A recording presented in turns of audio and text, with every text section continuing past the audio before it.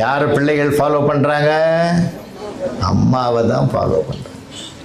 அதனால தான் எல்கேஜியிலிருந்து 5th standard வரைக்கும் பெண் ஆசிரியர்களை நியமித்திருக்கிறார்கள். எங்கே ஆண் ஆசிரியர்கள் எல்கேஜியிலிருந்து 5th வரைக்கும் இருக்க மாட்டாங்க.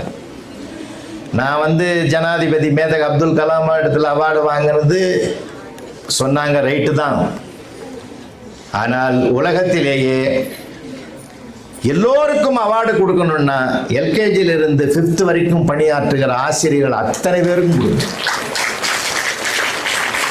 ஏன்னா குழந்தையோட குழந்தையாக மாறி குழந்தைக்குள்ளே உட்கார்றது லேசான விஷயம் இல்லை, லேசான விஷயம் இல்லை. அதனால்தான் குழந்தை பருவத்திலேயே நல்ல செய்திகளை நீங்க உள்வாங்கணும்.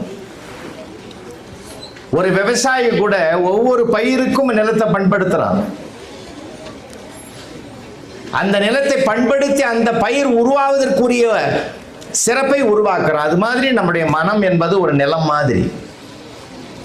ஒரு நெல்ல விதை போட்டா விதை போட்டா நிலத்துல முளைக்குது. நல்ல சொல்ல போட்டோம்னா மனசுல அது விளையணும்.